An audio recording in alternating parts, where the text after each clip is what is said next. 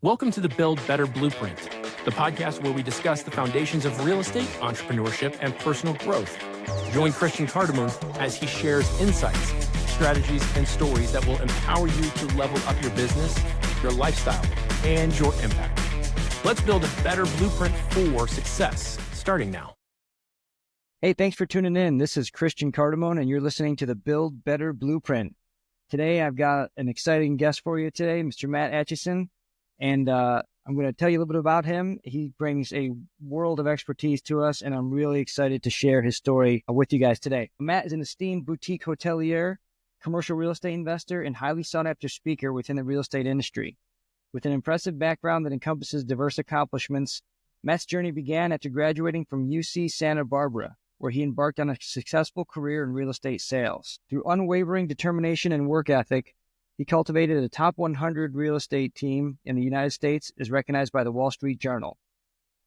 Actually says top 1,000, but we're going to go with top 100. Yeah, we'll take top 100. Sounds even better. Quickly understanding the traditional real estate sales alone wouldn't unlock his desired financial freedom goals, Matt pivoted and went all in on real estate investing full time.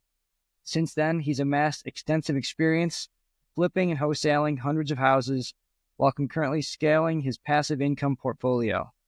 After shifting his focus to full-time commercial real estate and hospitality assets, his portfolio now encompasses retail strip centers, medical plazas, apartment buildings, and hotels.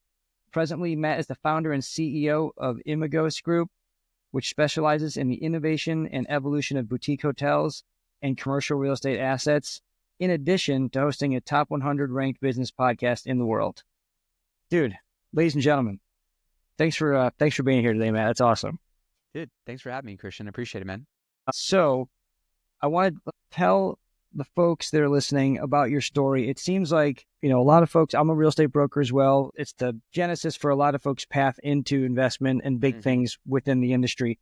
You started helping buyers and sellers, listing, selling real estate, and then kind of saw at some point, the light at the end of the tunnel and realizes you want to do bigger and better things. Why don't you tell us about yourself, kind of where you started and what led you to that current path, and maybe just highlight what one of the big breakthroughs was for you in that journey. Yeah, I got I was first exposed to real estate investing when I was like 12, 13, 14. My mom was dragging me to real estate conferences back in the day because she was looking at those opportunities to kind of, as a goal to leave corporate America and to, break free of her W-2 and become a real estate investor. And she never did. She actually is now my full-time COO. She's been working with me for the last 8-9 years. But that was what kind of got me, exposed to that world. I remember, being young. What do you care about? You care about money, right? And so when I was going to those conferences, I remember just people being up on that stage and flashing big, 6-7 figure checks on all these big real estate deals. I'm like, man, that's amazing. Like one day I want to do that. And then that kind of, went dormant. And I, continued on with school and ended up going to UC Santa Barbara. Got exposed to working for a small business owner, an entrepreneur that was doing insurance in Santa Barbara, and kind of worked my way up from being a cold caller, pounding the phones for him, making $9 an hour, to kind of becoming like his right hand, I would call top executive assistant. But I got kind of in proximity to somebody that, was running a small business, and I kind of had that entrepreneurial mindset. And he wanted me, when I was going to graduate from school, to take on his book of business because he was getting ready to retire. And I just knew that it was something that I didn't want to do. So I moved back to Sacramento, and I was interviewing, at a bunch of different places for $30,000, $40,000 a year jobs. And I'm like, man, this is just not going to cut it. And so I remember I was scouring Craigslist one day. And this was back in 2010, right after the financial crisis. We had a ton of foreclosures in Northern California. And there was a headline that I clicked on that said, "Real estate mentor seeks real estate mentee." So I clicked on it. Long story short, it was a guy that was buying houses off the courthouse steps. And he was basically just looking for grunts and free labor to, kind of come work for him and, cycle through a lot of the stuff that he didn't want to do, or that his team didn't want to do. But long story short, I worked for this guy for a year for free. We ended up focusing on the courthouse steps, and I started, really running project management on all of the flips, then working through the dispositions of them. And so I really got to see from start to finish, from acquisition and analyzing these deals to, taking them down to, fixing them up and selling them for a profit. And he was clipping 50, 60, 70 grand a house. And I was clipping nothing. And I was like, man, after a while, you're doing that for a year, you're like, I think I can do this. So I spent the next 3-4 months going around all the neighborhoods in my city, tacking up bandit signs on the telephone poles at 3-4 in the morning. And, after a couple hundred calls of, F you and get your ugly ass sign out of my neighborhood. Yeah. I got that one call, right? Like everybody has that story of like that one breakthrough moment. That's all it takes. And at that point, I was really honestly thinking about getting out of real estate because I was broke, living at home. I was 21 and I was like, man, like I got a year internship and not really making any money. I was really going to get to the end of that rope. I got that call. It was the quintessential cat lady house. When I say there was 100 stray cats in her house, she was a hoarder. We ended up finding 2 dead raccoons in the house under trash. I mean, that's how bad it was. Yes. I'm not kidding you. No exaggeration there. But I ended up buying that house and I flipped it. I used 100% of other people's money. I got a hard money first. I got a private money second to cover my down payment and the holding costs and some of the renovation costs. And after paying everybody off at the end of that, I netted $106,000. And that was like my big light bulb, confidence building moment of this is going to be the path for me.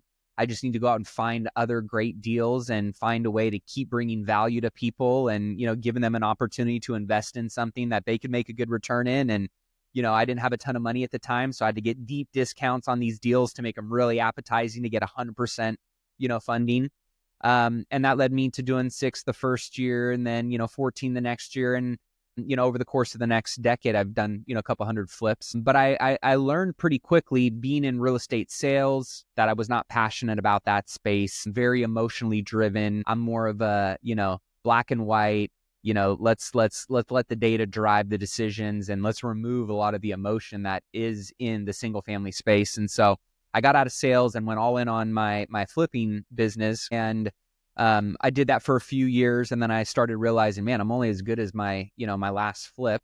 I got to do a lot of flips to generate the income that I want.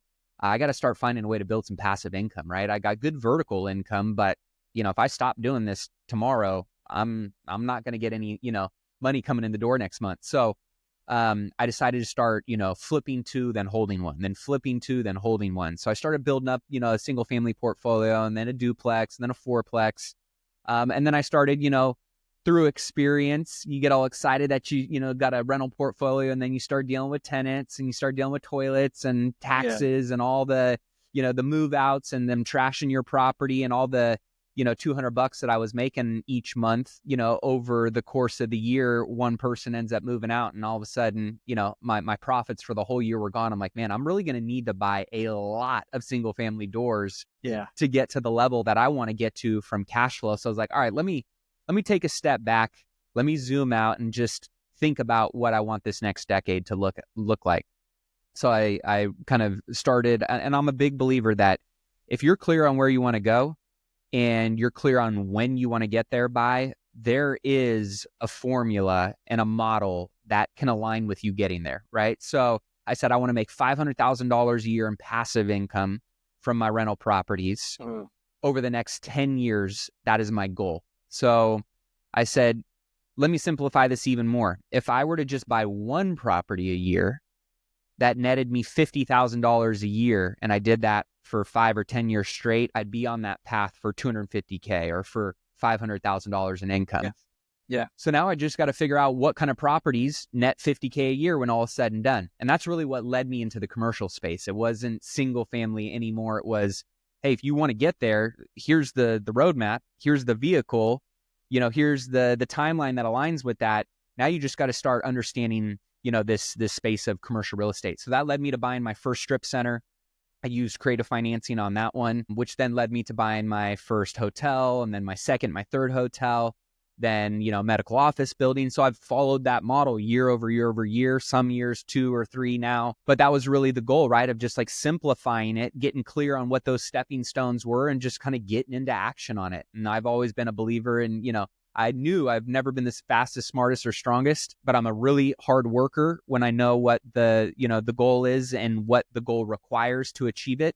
And I'm just dumb enough to believe in myself and smart enough to take action on what I know I got to get done. And that's what I've been doing consistently year over year. And so that's led me into some cool projects in the commercial space and the hospitality space. And now I'm here, talking to you.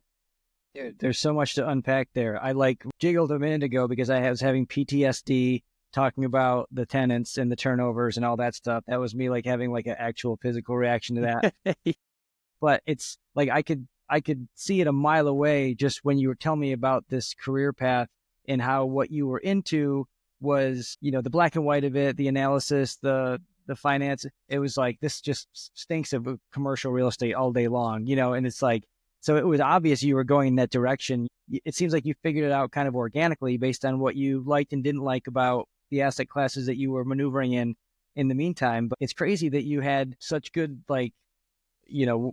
foresight to think the vertical income. Most people get kind of blinded by that light where I'm making so much money. They're not thinking big enough or long-term enough or really mature enough to say, I have to, the day I stop or I throw out my back or I fall off a ladder, dude, the income stops. So for you to start thinking, I've got to start flip 2, keep 1, flip 3, keep 2, whatever that, that ladder looked like for you was really genius. And that's the way you start building wealth. Otherwise, you're just generating income.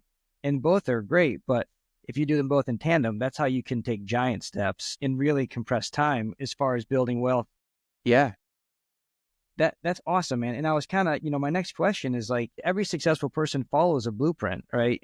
Or they figured out what you have already arrived at, which is the formula is already out there. There's just find out who's doing what you want to do, find out what they did to do it, and then go do it. And that's the hard part. The last part is the execution, is actually doing the work. But, from where you started to where you got today, what were some of the habits and steps that you took? Because you clearly are, I would assume, a detail guy, because you were able to map it out and say, I want to get to $500,000 in passive income. This is how I'm going to chunk it down on an annual basis. What happened in your brain to make you, that was such a smart interaction, and then to apply it and then, put it in motion? That's just awesome. I mean, I'm just a grinder. I have no problem doing hard work.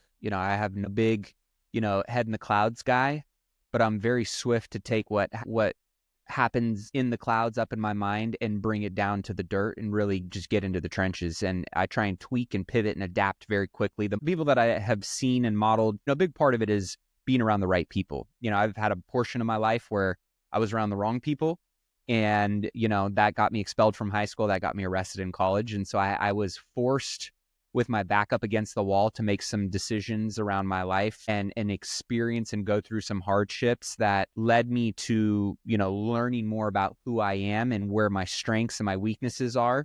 And one of those obviously is, what's going on in between, the 2 years that you got on your head and inside that mind and the mindset component, right? And consistently working on yourself and improving your own psyche. But then the other side of that was your physical world around you. What environments and what people are you surrounding yourself with? And so having had one experience that led me to, getting arrested and having challenges on that side, I was able to kind of course correct, fortunately, early enough in my life where it didn't totally screw me up in the long term. And that led me to really kind of auditing a lot of things in my life, auditing my mindset, auditing my friends group, auditing, the physical environments that I was, playing in and the things that I was doing. And I was fortunate enough to find a group that we're, connected through, which is Go Abundance, before it was even Go Abundance. The founders of Go Abundance, Pat, Tim, and David, kind of, became mentors and friends of mine. And so I got in proximity to some people that were, a decade or two ahead of me, or a couple decades ahead of me. And it gave me the foresight as to what was possible for me if I just followed, similar success clues that worked for other people, but found a way to adapt and apply them to my own journey and what goals I was trying to, achieve. So, when I started auditing my friends group and, the people who were, multiplying and adding value to my life, made the cut, and the people that were dividing and, subtracting and sucking the life for the inspiration or gossiping or drama, bringing that into my world, I had to kind of clean up some of that stuff. But then once I had a, clear and clean plate and path going forward, one of the early things that I really adopted to that many people instilled in me early on was the fact that I've got time. And so while I'm somebody that likes to move fast and I am impatiently patient and have this urgency behind everything that I do, I also knew that at 23, 24 years old, when I met some of these guys, that I had time on my side. And, I'm a big believer in the crock pot mindset versus the microwave mentality that, society has somewhat ingrained in so many people of wanting the quick hits of dopamine, of results. And for me, I was like, you know what? I'm not going to get too high. I'm not going to get too low. I'm just going to stay steady and consistent. And I know that when I do things, the right habits, right disciplines, right conversations, right actions, if I do those things consistently over an extended period of time, I trust in that process. Those things start to compound. I'm going to get good results. And so I knew that I had that, kind of wind at my back from a mindset perspective of like, do the right things consistently over a long period of time, even if they're small things over time compound into big things. Absolutely. So that was kind of my mentality and the foundational mindset of what I really started to think about. And then, when I got into the commercial side of things, I said, just like when I like to think in terms of analogies and metaphors in a lot of ways. The first time I sat down to the, real estate flipping and wholesaling and investing table, that was a whole learning curve that I, had to mentally get over and work through. And I'm like, if I can do this in single family, why can't I do this in commercial? It's almost like the first time you sit down to a chessboard, right? You're like, I don't know what these pieces do. I don't know the strategy behind this. I don't necessarily know how it all ties in and interacts with the other people I'm playing the game with. But by the 50th time you've seen a chess game be played, you're like, okay, so these things, right? And so that was kind of the same approach, right? Of going, I just need to pull up a seat to the table of commercial real estate, like I pulled up a seat to the table of single family investing. And I just need to get some reps. I just need to be in the conversation. I just need to be at the table. And I'll trust that over time, by doing the small things consistently, that these things are going to work out for me. And so, that led me into my first deal and then the net, right? And so you just start to evolve and become better over time. But it all started with the foundational belief in myself that I can do it. And it also started to grow and expand when I started to get around other people who really allowed me to start seeing and thinking much bigger than I was able to do on my own. And so that was a really big, I think, shift for me, was being in proximity to people that not only allowed me to metamorphosize my identity and grow and shift my identity into what was possible for me, but actually had, like you said earlier, a blueprint and a path and a reputation and a track record that I could learn from, and I could, start to kind of follow in similar tracks. So that's really what led me into joining mastermind groups and paying for coaches and really diving into the education space. Because just like I saw what it did for me mentally and personally on the, kind of mindset and personal development side, I knew I could close those gaps and kind of use that as my hack to success or getting to certain milestones much faster if I got around those kind of people that had those kind of results, reputation, and success in the vein of commercial real estate that I wanted to play in. Yeah, that's wild. And the fact that you were exposed to those guys so early on is maybe like a blessing and serendipitous and everything altogether, and good fortune, but also the fact that you were able to, to apply what they were telling you and to kind of absorb it and then put it into action. That's really where the rubber meets the road, because it's like you said, you just got to get a seat at the table and get the reps in. Nothing's really fun when you start if you're not good at it. But as you get better, it becomes more fun, and then it becomes easier, and then it's compounding just like interest. Money grows like that way, and so does skill set, Yeah, you're going to suck until you don't suck at anything new, right? Like that's something I tell my kids. They get frustrated the first time they try something and they're like, I'm not good at this. I'm not going to do it anymore. I'm like, well, that's not going to do you any good, right? Like you got to get more reps. Repetition is the mother of all success. And so the more repetition you can get in your life in the areas that you really want to improve in, I sucked at getting into a pro forma and navigating an Excel spreadsheet. If you would have told me 5 years ago, the Matt that was operating in a spreadsheet, that I would be doing what I'm doing today and engineering deals and running formulas and pro formas and creatively structuring deals, I would have told you you're crazy, because I didn't necessarily believe that for myself until I started getting more repetitions in, and that small incremental growth, that 1% improvement every day, right, starts to unlock things not only mentally for you, but you start to get the results physically in your world. And so for me, it was one of those things where I was just like, I just need to get more reps at this. I need to, be around the people that can maybe poke holes in areas that, I'm more confident than I should be, or to give me a second set of eyes on something that I need a different perspective on, right? And so that's really where I have leaned into the idea that I'm a student of life and I'm always looking for my next teacher. When I interviewed Robert Herjavec on my podcast a handful of years ago, and I asked him one of the greatest pieces of advice that he'd ever received that has really tied into his success in life and business, he said it was on his father's deathbed. He was talking to his dad, and he said, one thing that I never want you to forget is that every single person around you has something to teach you, and it is your responsibility to figure out what that is and apply it. And so I think a lot of people, right, in this entitled world that we've somewhat gotten lulled into in certain ways, and we're all guilty of it, right? I'll raise my hand in certain areas as well. We think that we're owed something, and we're not, right? And so I always ask myself is, what does it take to earn the right, right? What does it take to earn the right to take a month off of work and go travel the world with my family? There's an answer to that question for your scenario. You just got to get clear on what it is and get after, filling in those gaps, right? What does it take to earn the right to buy your first commercial property? What does it take to earn the right to have a healthy marriage or to have a six-pack? There's an answer for all those questions, right? So like being clear on those things I think is really important. And then, it's something that I consistently try and, put myself in an environment that allows me to just take that action and chip away at that and know that, this is a long journey.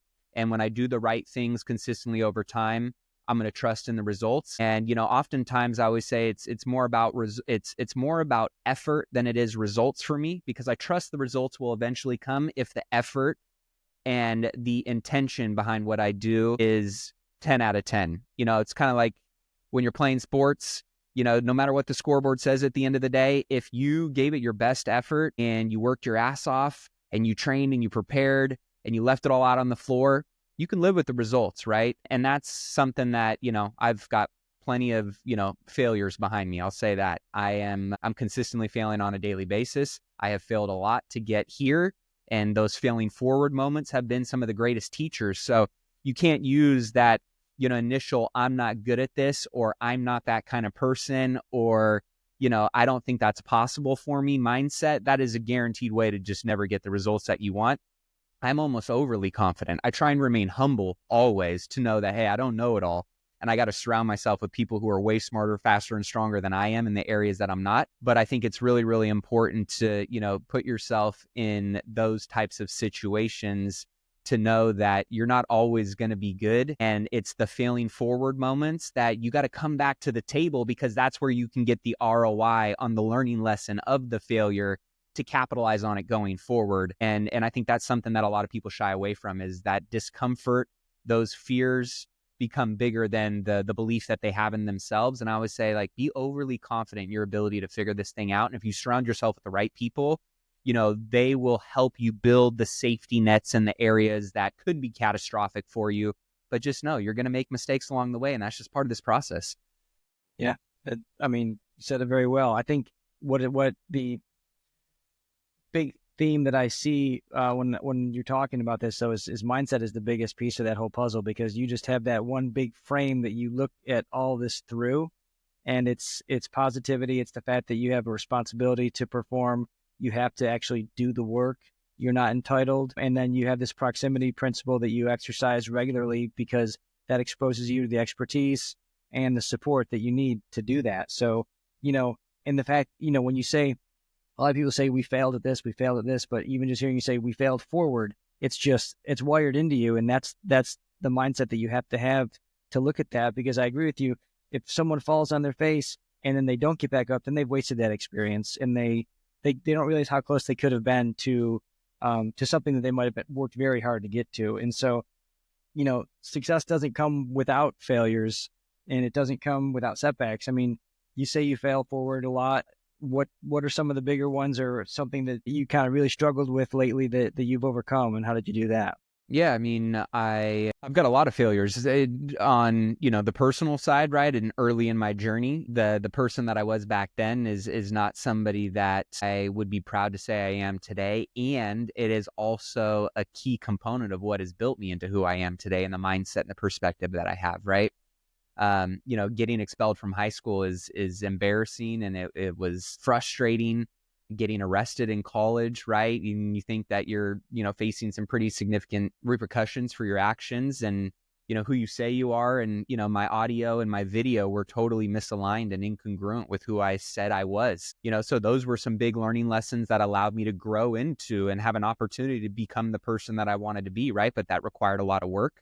If I would have just said, poor me, and played the victim mode and mentality, and I failed and I'm a loser, and bought into a lot of the narrative that was swirling around who I was, I would probably be a deadbeat loser that, is not on this podcast with you. On the real estate side, right?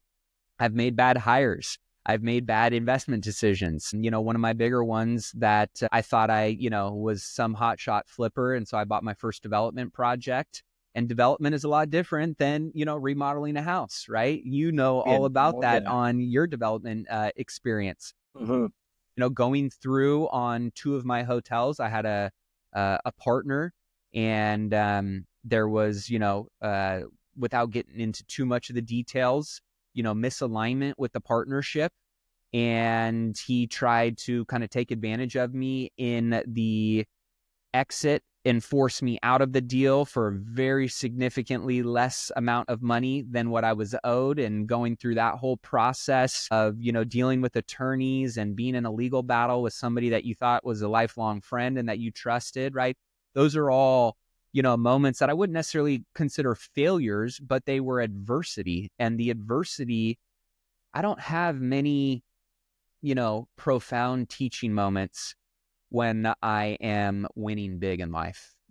I really believe that the wins that I accumulate along the way are oftentimes from the deepest hurt and heartache and strife that I've been through.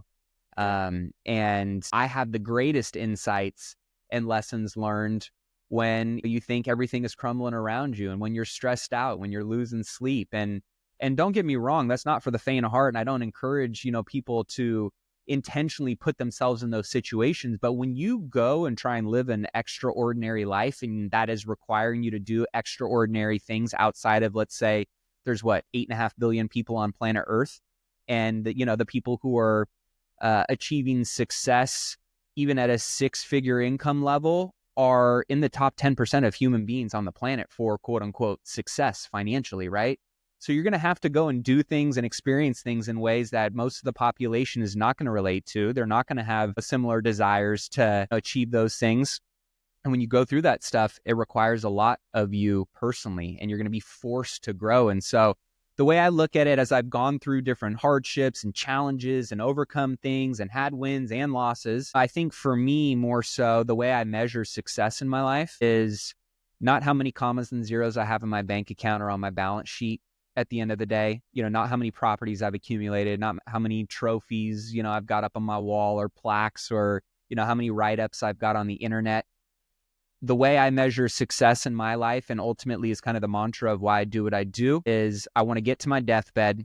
And if I were to have my life replaying in front of me on a TV screen, would I watch that video and go, damn, that was a fucking epic ride? Not how much money do you have, not how cool are you, or how many people think you are, or if you've got your name on a building because, people are donating. Nope. To me, it's all about, how do I maximize this journey for myself and the people I care about and the impact that I want to make along the way? And that requires you to step outside your comfort zone pretty damn frequently. And some of the people that I admire and, look at going, man, I'm playing small compared to some of these people, right? Yeah. And to other people looking at me, sometimes they feel like I'm playing way bigger than they are, right? So I think it's surrounding yourself with those people that inspire you, that challenge you. But when you go through, fearful experiences and moments enough in your life, and you come out the other side, even though going through it is fucking hard, and you're kicking and screaming a lot of times along the way, at least I know I am. I get to the other side, right? And it's like you're in the eye of the tornado, and all you can see in those storms is just the walls barreling around you. But when you've been through enough of those experiences in your life, you also know that outside of that tornado and those walls spinning around you, there is sunlight. There are brighter days ahead. And, there's been many times where I've come through those types of scenarios. I check my pulse. Yeah, I'm still breathing. My wife still loves me. My kids still think I'm awesome. You start to desensitize yourself to the fear of the failure. As long as it's not something that literally is going to physically kill you, yeah, I'm much more open to taking the risks because it's aligned with my, right? Is this going to be a part of my epic, life that I want to live? And to me, whether that's 100 years old or it's 50 years old, I just want to make sure that I'm leaving the maximum effort out on the floor of life every single day. Yeah, dude, that's so great to hear you say that, because I think the threshold, once you step over that threshold of like, okay, like you said, I'm still kicking, wife's still over there, kids still think I'm awesome, dude, everything is fine, man. And once you're like dangerous at that point, because not because you're like, they say like the most dangerous guy in the room is the guy with nothing to lose, but if you have everything that you need, you're playing with house money, not the actual dollars, but just if that's like a state of mind, I guess, Yeah, 100%. That's so cool. So I think I know the answer to this, but the power of like mentorship and having these coaches and being part of these groups, like Abundance is one of them, that I think, tell me where you'd be without that, or if you think you'd be where you are if you didn't have that, because that screams to me like it's such a tremendous support system. Like you said, if you're going through like you're in the eye of a storm, but you have support out there who's been in a storm that's a category 3 and you're in a category 1, just having that support, those conversations, and the actual strategy from someone who's been there before is so valuable. So tell me about the importance of coaching and mentorship and how it's affected your life. Priceless. I mean, it really has been priceless. And, I think you got to be careful about who you decide to give permission to influence you, right? So like, I don't think all coaches are created equal. I don't think all mastermind groups are created equal. Like I said, I believe everybody has something to teach us, and it's our responsibility to figure out what that is.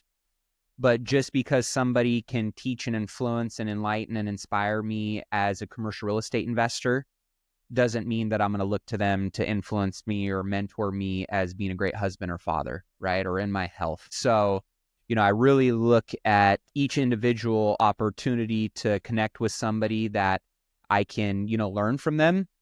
But I also make sure that I discern, and filter what it is that I'm allowing them to teach me and influence me based on my values, the reputation that person has, right? The results they've gotten. So I am constantly trying to put myself in those positions, those environments, around those people, to stay in a state of curiosity. I'm a big believer, hence why I've had the podcast for 10 plus years, in the power of asking questions, because I'm constantly just excited to learn and to see the different perspectives that other people have. I would be nowhere close to where I'm at today. I can guarantee I would be nowhere close to where I'm at today if I just tried to do this by myself. If I tried to go this path alone and think that I was the smartest person in the room. And that's really where, again, being the dumbest guy in the room, trying to get around bigger, wiser, faster, smarter, stronger, more successful people has been really great from my business perspective and the success. I've been able to raise capital through those mastermind groups and coaches. I've been able to, get deals and opportunities, learn skills, and, level up. Nobody becomes a great business owner, investor overnight. You don't just put a chip in your brain and you're like, okay, I understand all of these things, right? So getting around the right people is a way to continuously upgrade your software and find ways to, improve and become more efficient and effective based on what you're trying to accomplish. But even more important to me is it's made me become a better person in all areas of my life. And, having those individuals show me what it's like to be a good dad or a bad dad and be like, I want to be more like that, or actually, I don't want to be like that person at all. I mean, when I first joined GoBundance, before it really was GoBundance, there was 2 types of millionaires in that group. There was the whole life millionaire, the guy that was a millionaire in his, business and his bank account just as much as he was with his wife and with his kids and with his charities and with his, balance and his health. And then there was the other side where they were killers in business and in their bank account, but they were bankrupt in their marriages. They were bankrupt in their relationships with their kids. They were bankrupt in anything that didn't have anything to do with them and making money. And I knew that I wanted to be the whole life millionaire. And so being around those types of masterminds, events, communities is ultimately what I seek out pretty obsessively nowadays. And I try and just, tap into those as frequent and often as I can, and just stay as humble as I possibly can, ask as many questions as I possibly can, and just be a good case study of what implementation of those things looks like in my own world and on my own journey, and just constantly seek that feedback and tweak, adapt, and optimize along the way. That's awesome, man. I can appreciate that because being in that group has helped me tremendously to see what, some people are, so rich, all they have is money. So to see people that are really, truly wealthy with regard to their family and their health and their relationships, it's like at a certain point, man, money's like a game. It's like, if you figure out the game, you'll make money.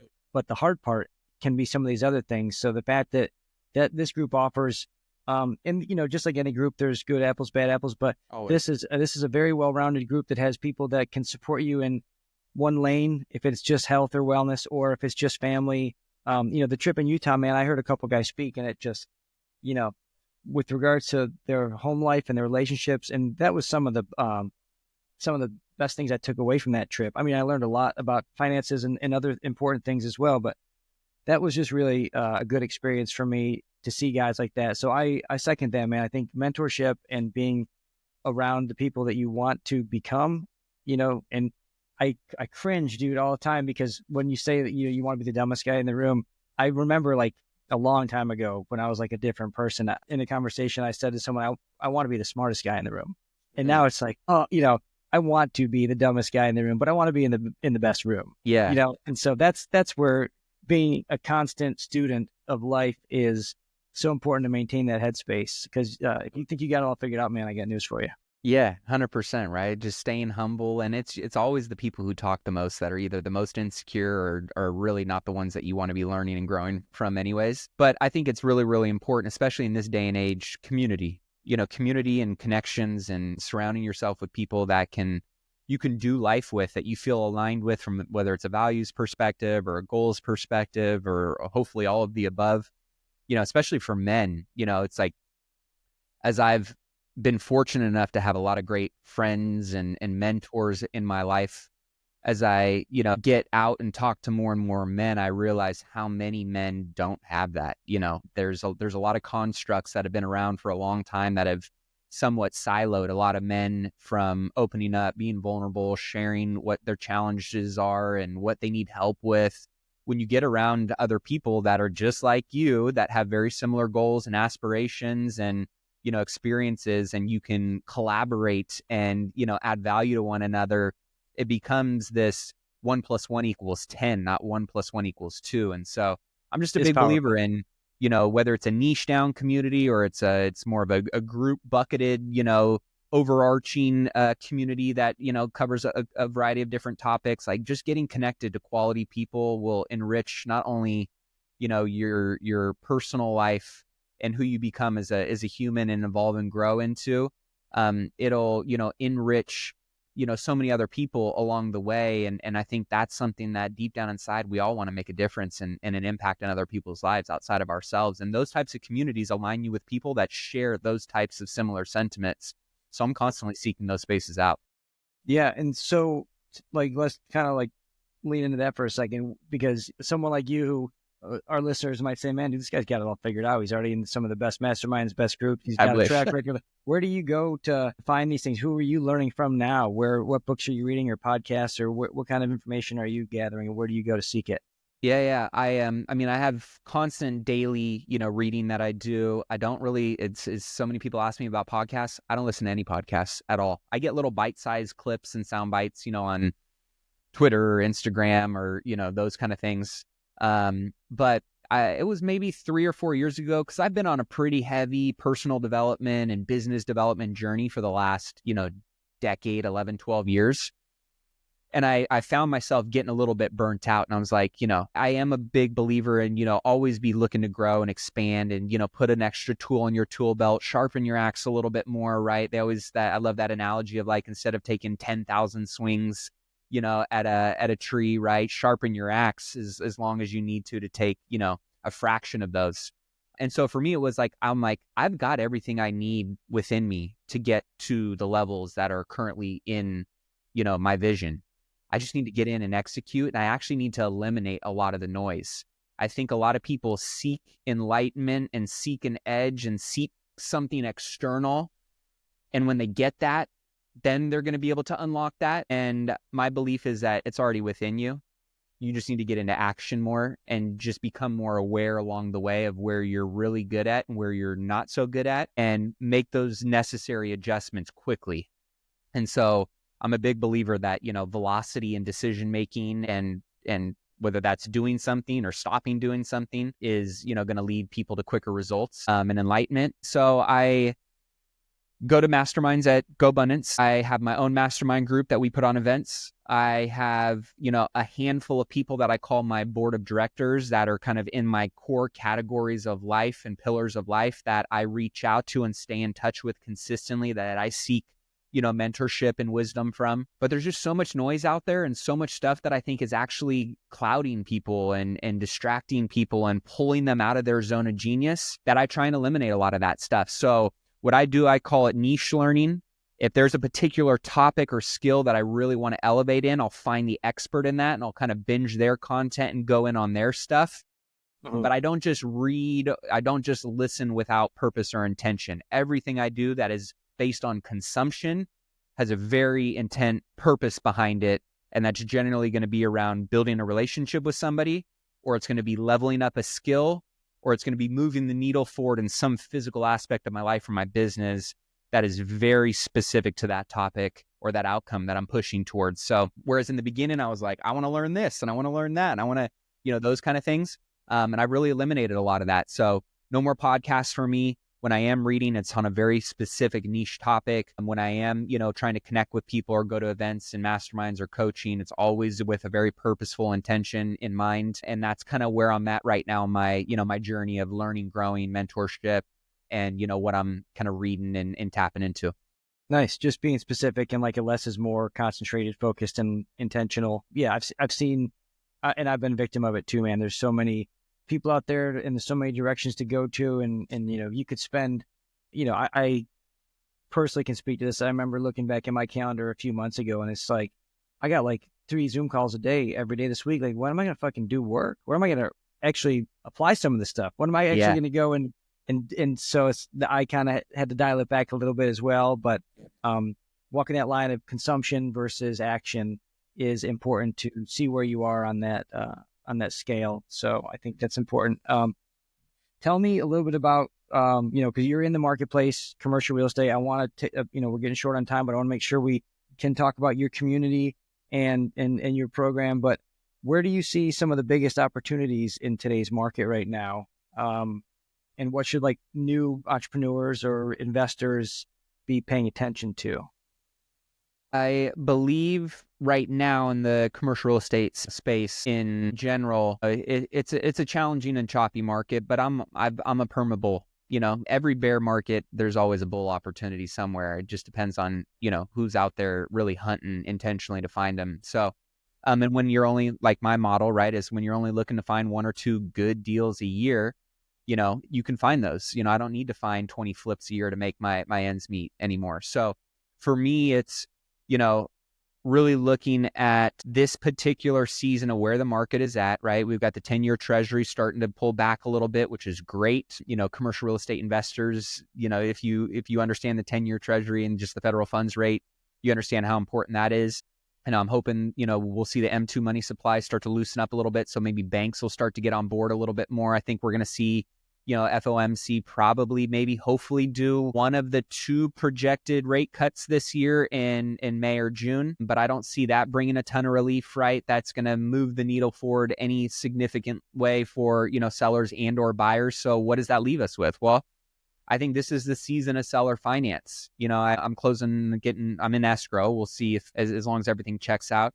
Right now, I'm in a contract on a mobile home park that I'm doing 100% seller finance on. The bank, Wow. well, I take that back. The bank is going to do 70% of the purchase price, and the sellers are going to carry back the remaining 30%.